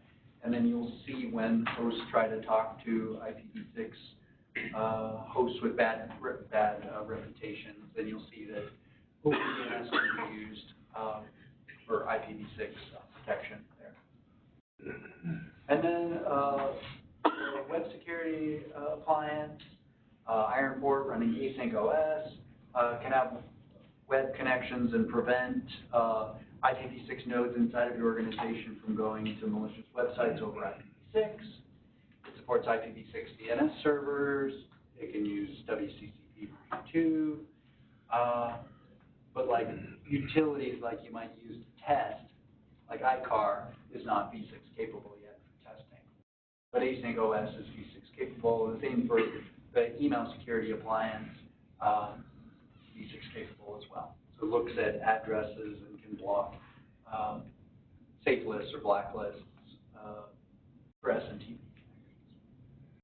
So security information event management systems must also support IPv6. You want that visibility of IPv6 attacks and threats, and you want to be able to correlate and do root cause analysis, trying to determine if you're under attack. And we want them to be able to collect logs and stuff. But one of the difficulties for security information event management systems is parsing IPv6 addresses. So here's a quick question. Are all of these 4 addresses here the same IPv6 address? So this one, is an address. It looks like it's 8 segments of, and separated by colons. That looks like a valid address. Yeah, they're all the same. This one has a removed a leading 0 here. This one is fully expanded, but the case is mixed up. There's uppercase A's and lowercase C's, so the case is mixed up. This one looks odd, right? It's a v6 address, but then it has a v4 address here at the back. So what is this? Well, the 5EF, the 0000, 5EF here, 5EFE here is an indication that this is an ISATAP tunnel address. And sometimes ISATAP tunnel addresses are actually written this way because embedded in here is 192.168.3.3, the IPv4 address of the host that's connecting to this system.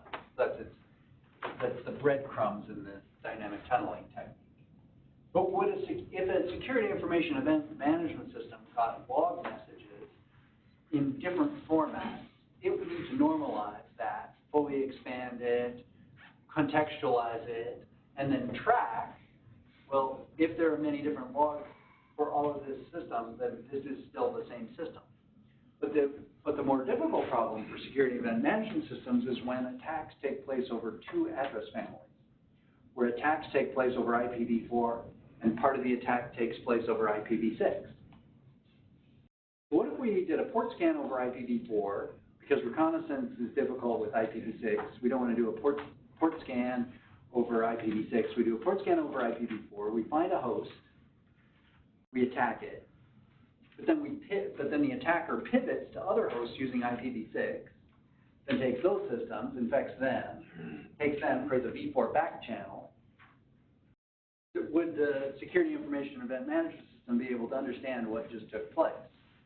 No, because SIMs don't do address family correlation. They don't know that host A has a v4 address and has a v6 address, and doesn't put those into. It doesn't bind those. It doesn't bind the v4 address and the v6 address and know that my web server has a v4 and a v6 address. And if someone attacks either v4 or v6 to that address, either of those addresses, they're attacking the web server. You can't put that into context. So this is an issue for all security information management systems. Now, Cisco StealthWatch can look for insider threat behavior in your organization, looking at net flow data. And that net flow data from your network devices, your network sensors, can be net flow data about IPv4 or IPv6 threats that are seeing on the network, and see that suspicious behavior of insiders, and can reveal lateral movement across the network. So for example here, looking at StealthWatch, we see all different kinds of threats that are taking place, and we see some port scans, and we see some things like that. But then we drill down and we want to look at particular networks and we look for IPv6 and we look for certain addresses and we can see V6 addresses discovered by StealthWatch. And then we can see that there's an indicator of compromise here. So we can drill down contextually on that IPv6 address and start to say, whoa, we're seeing some alarms on this system here in the Atlanta office that has this IPv6 address. That's really weird. So we drill down here, we click on the latest alarms, and we see, wow, 1.4 million points on this host. That's really odd. What's going on? So we drill down, and we can determine that really what's happening here is this host is getting connected to many different ports from another system. Well, this system is port scanning this system. That's odd behavior. Who is this? Why are they doing a port scan on another system inside the company? Maybe an indicator of insider threats or something like that. Or a compromise of this system is trying to pivot to other systems on the network. And we use StealthWatch to discover that behavior on the LAN using NetFlow and the switches that we already had invested in. So an example of how StealthWatch can give us visibility into what's happening on a LAN. So with dual protocol, when we run IPv4 and IPv6, we have roughly twice the attack surface. We have to protect v4 and we have to protect IPv6 when you're running both protocols at the same time. And the attacker will attack the weakest of the two protocols. If you're using a web application firewall to protect your v4 website because it has some vulnerability to some cross-site scripting, but if that web application firewall is not protecting the v6 traffic path, you just gave that web server a v6 address, well, the attacker will be able to scan that website and go, wait a minute, it's vulnerable over v6, but it's not vulnerable over IPv4. The attacker is going to attack the weaker of the two paths. Or if you're running a host-based firewall for v4, but you're not running a host-based firewall for v6, the attacker will quickly identify that there's different ports listening on v4 address family as the v6 address family, and the attacker is going to go after the weaker of the two address families. So you have this concept of doubling your attack surface when you run two protocols, so you have to be disciplined in protecting both protocols. So you have to know, from a host perspective, what services are listening, v4 and v6. We may want to check our ARP cache and our neighbor cache. We want to look for unwanted tunnels on our interfaces. All the things that you would do for IPv4 host hardening, you would use the same techniques and provide the same functional equivalence with IPv6. And for routing attacks, we want to harden our routers. We do all these techniques to harden the management plane, harden the control plane. We use those same techniques when we deploy IPv6 on our routers. We harden the management plane, harden the control plane, harden the data plane, block packets in the data plane that follow those spoofing guidelines we talked about earlier. So we can secure the control plane by using routing protocols that use MD5 authentication or use OSPF v3 IPsec authentication header. We can use first hop redundancy protocols and use MD5 and passwords to protect those. So we could use unicast RPF, as I mentioned. NXOS switches have packet verification techniques built into them. We can do rate limiting. We can do those first hop security features on our switches. We can limit the effects of neighbor cache exhaustion attacks. We can secure the management plane and do control plane policing for IPv6 as well. So a lot of the same techniques that you use today to harden your v4 routers and switches will be the same techniques, just slightly different, that we use to harden our v6 routers. So we also can build VPNs over v4 or v6 transport. IPsec actually was originally conceived of for the IPv6 protocol. The concept of extension headers, as I described before, the ability to have AH and ESP headers were originally thought of as techniques for IPv6. I think that's what's given people the impression that IPv6 is somehow more inherently secure than IPv4. Some people have the conception that all IPv6 communication uses IPsec, but that's not true. It's optional for IPv4, just as it's optional for IPv6. But it does, IPv6 does support IPsec quite well. The issue, one of the key issues is that with IPv6, we don't have network address translation. Everything uses a global address inside our network, outside our network. So we don't do network address translation, which prevents IPv4 networks from using AH. With IPv4, because of NAT, we do NAT traversal, we do ESP and ESP HMAC, but we can't do AH because the header changes when we traverse a NAT boundary. With IPv6, that's not the case. So with IPv6, we can do AH and ESP and use Suite B algorithms and everything else that's good about IPsec. And in the end, probably have stronger IPsec connections and have more assurity of who we're talking to or who we're building a VPN connection to. There's a really good book that just came out this last month from Cisco Press, IPv2. Has anyone seen that book? IPv2, new Cisco Press book that came out. I highly recommend you read it. It goes into all kinds of cool stuff about IPv2, new Diffie-Hellman, AES, GCM, Flex VPN. So if you're into security, I recommend you check out that IPv2. And so that book will give you guidelines on how to use the proper algorithms, best, most secure algorithms when you build VPNs. And that's important when you're using DMVPN or a hybrid WAN, IWAN type configuration or whatever. And those are good techniques regardless whether you're building VPNs over V4 or IPv6. So you can build VPNs over V4 transport and tunnel your V6 traffic inside of V4. You can use DMVPN for that. If it was a site-to-site VPN, if it's remote access VPN, then you can use AnyConnect. If you have IPv6 end-to-end internet connectivity, then you can use Flex VPN, virtual tunnel interfaces, or DMVPN with newer routers. And then you can use AnyConnect, or there's a variety of open source IPsec VPN clients, because the Cisco IPsec VPN client doesn't support IPv6 native transport. So here's kind of a taxonomy of different techniques you could use depending on whether you have V4, V6 connectivity end-to-end, or whether you want to build a site-to-site VPN or a remote access VPN. So kind of to summarize all of what I've just talked to you about is that there are subtle differences between V4 and V6, and it's important for us to understand the differences between the two protocols. Build upon what we already know about IPv4,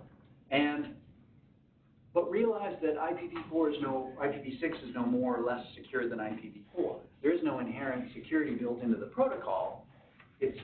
But it's the techniques we use to go about protecting those hosts and those devices that's really important.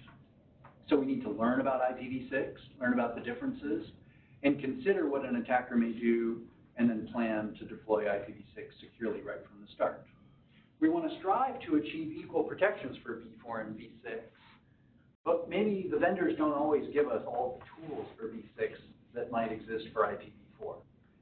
Security is a highly competitive world. It changes quite rapidly. Attackers are changing their strategies monthly, and defensive companies are trying to come up with new techniques to defend against those new attack types.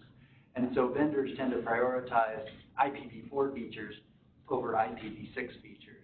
And few vendors have full feature parity or functional parity between everything they do for IPv4 and IPv6. But you want to look for those vendors that do have greater feature parity of V4 and V6 security features, but understand where you might be missing V6 features, V6 security features, what have you. And so we want to ask our vendors about what they support. We want to perform granular filtering on our internet perimeter as we start to deploy IPv6 at the internet edge. We want to disable transition techniques like tunneling techniques like 6-to-4, Teredo, ICTAB if we don't intend to use them. We can use these first hop security features that are built into our Cisco routers and switches by default to prevent against IPv6 attacks. We can do granular filtering at our internet edge, and rejoice in the fact that we don't have network address translation at our internet perimeters with IPv6, and that'll make a lot of things better, reducing the anonymity of the internet, restoring the end-to-end model. So if you want to read more about the subject, you can read this fine manuscript. That's a picture of our book. Any questions before we get to the drawing? Thank you. Oh, thanks. Yeah, no question.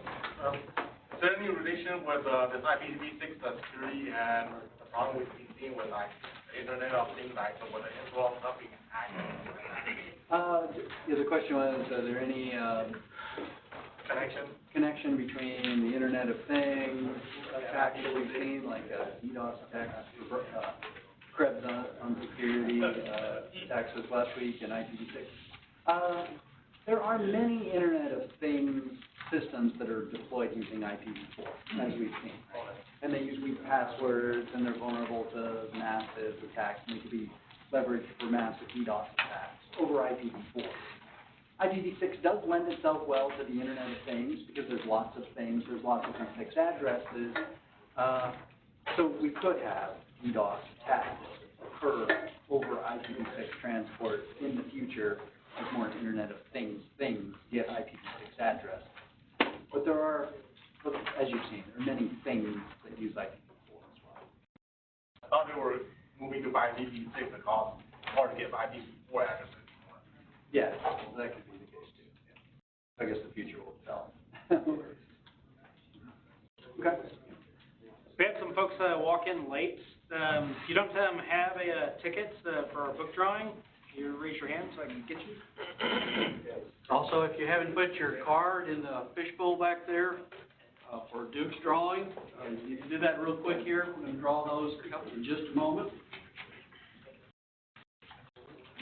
The other thing I'd like to point out is that based on the feedback I got tonight about contributions for 501c3, we've set up a very expensive donation box in the back there. I don't know where the box came from, but we pressed it. No, it's not a Domino's pizza box. Anyway, there's a box back there. If you care to donate, we would love to have that. Our treasurer back there, Eric, is standing by. He will take all that money and put it in a bank account and apply it towards our 501c3 legal filing fees and lawyer fees and all that good stuff. So, are we about ready back there, Duke? Anyway, Scott, thank you very much.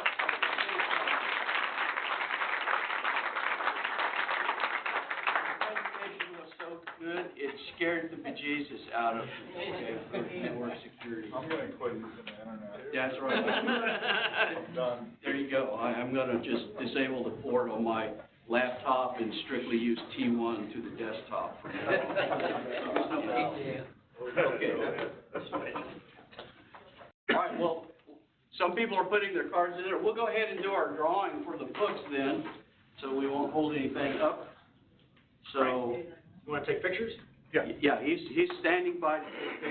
We also would ask that if you get a book, we'd really like to have you put down your name and your Twitter handle so that when we publish the picture and all that, we can, give you credit. Yeah, that's the same on Facebook.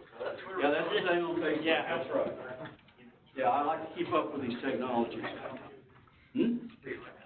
My laptop. I'm going to put the roll in. I'm going to put the roll back up. Oh. All right. Well, don't worry about what's here. Go ahead and start the drawing. So that's what you want. All right, everybody's got a ticket. Let's go. Too late. Last 4, 2209er. All right, come on up.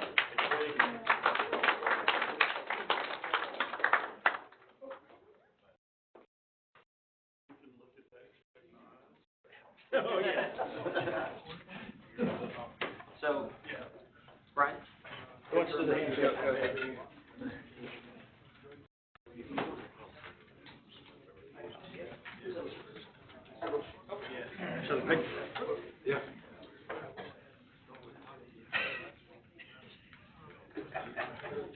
Excellent.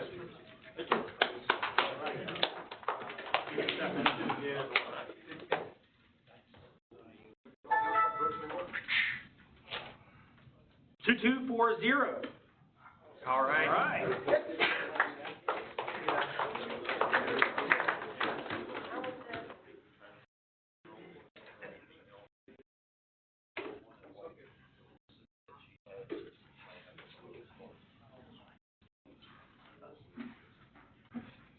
Excellent.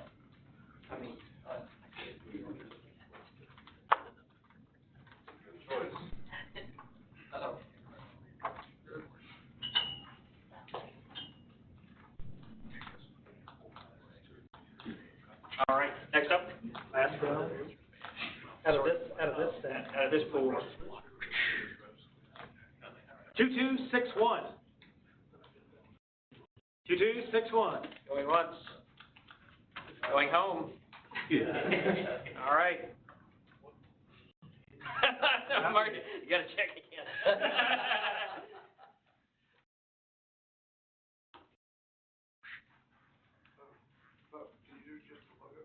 Yeah, can you turn off the scroll? 2228. All right.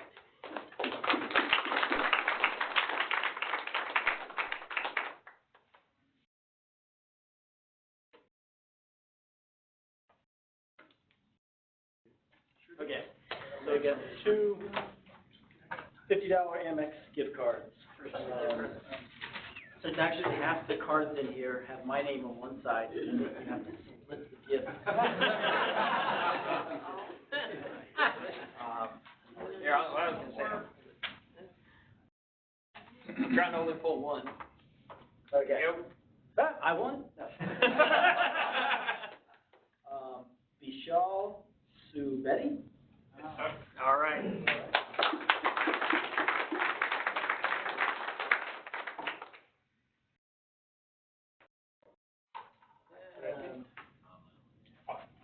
Take another one. Picture? You wanna get a picture? Come back up. Yeah, You're not getting off that easy. Your marketing people will probably want it. Yeah. Come on up, Ron. Sure. Yeah, take the gift card, shake his hand, get a picture. Someone here. Yep.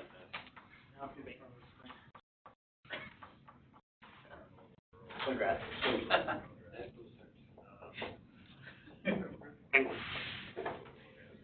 Okay, and Jose Montilla. All right.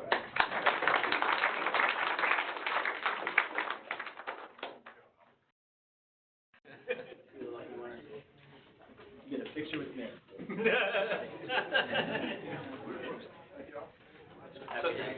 So tonight, thank you, yep, 6, we got more. So tonight, we actually have a special, giveaway. Scott has brought, 3 books of each of the Cisco Press books that he's published. 3 of them are in book format, the other 3 are in online e-reader format, is that correct? Yes, yes. Okay. So this is an IPv6 security book by Cisco Press. This is the code that you would go to ciscopress.com and you redeem code, and this is a PDF. You get a downloadable PDF, it's yours, that's a lot easier to carry around. But this is Wendell Odom's book. If you've never read any of his certification guides, they're massive. This is the 200 and 105, so this is the new version of the book that just came out here this summer. I contributed only a single chapter of this book, but then Cisco Press sent me a bunch because I was a contributing author. Wendell and I are good friends, but I wanted to make sure, give a plug to him, and I think many of us have used his cert guide successfully over the years. And there's more and more IPv6 getting into the CCNA, CCNP, and Cisco Press has some great books. And we have an embarrassment of riches tonight. Now, hold on, I think you sold it short. You've autographed these books, haven't you? Okay, I've autographed these, so these have my name in it because I'm listed as a contributing author. So you can take the autographed physical book, or you can take the V6 security PDF. So it is your choice. We'll let you have your choice of those. But you could probably bring your card up after the meeting and he'll autograph it. You can take that to the next Cisco Live and get Wendell Odom's signature too. There you go. All right. 2213. All right.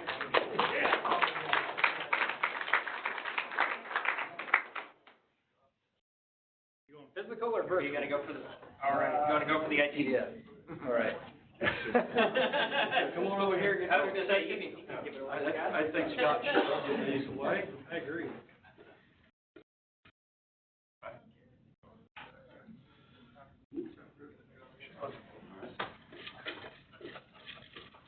All right, next And up.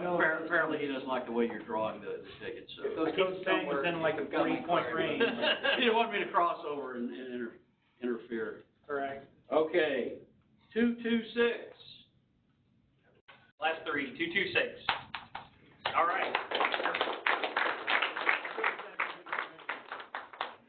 Still staying in the range. There you go. All right. Take your pick, physical or the virtual. Uh-oh, only one virtual book left. Oh, I'm not sure. All right, the competition heats up for that virtual, last virtual book. Thanks, guys. 2204. All right.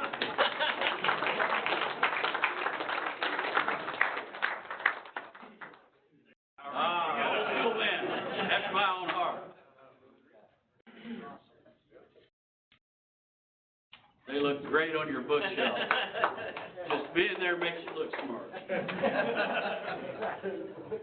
Manager at work that does that. I see, you gotta have that one open where it shows the actual autograph, so. All right, next up, 2244. All right.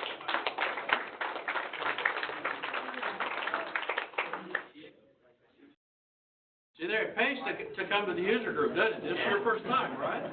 Yeah, there you go. First time. Yeah. Go buy that book. Hold the book up so I can see it.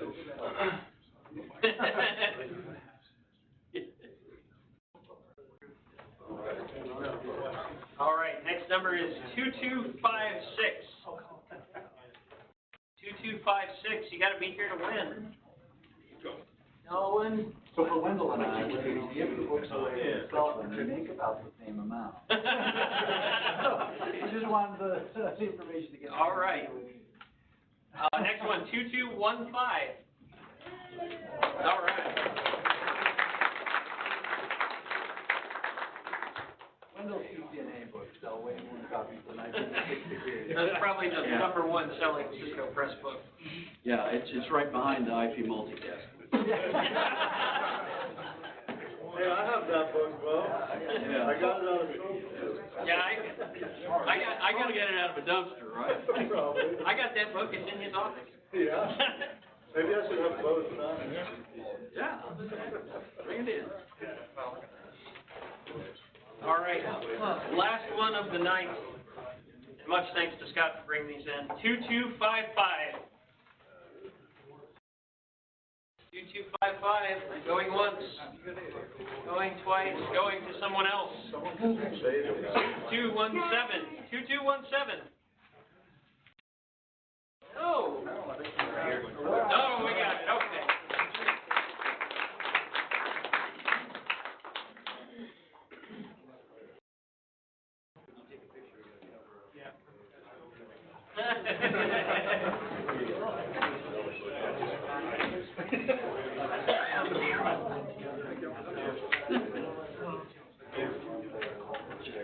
And 55. All right. All right. So if you got a book or a virtual, yeah, Stephen Greer, which, are you still here? Yeah, you said the virtual, the ebook, okay? Thank you, folks. We appreciate you coming out tonight. On your way out, please police your area, grab trash, make sure it gets to the trash can. We'd appreciate it very much. Consider the donations to the 501c3. Everybody have a good evening.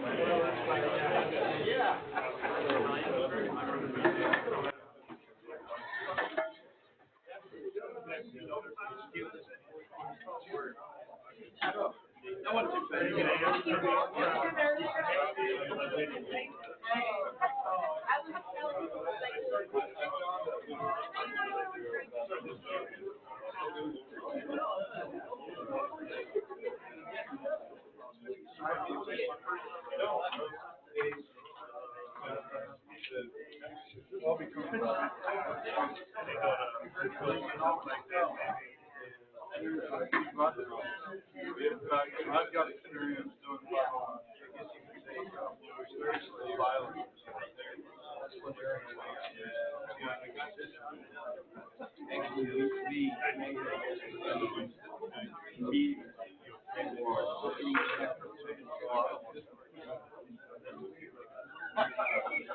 Marketing director, guy, LinkedIn,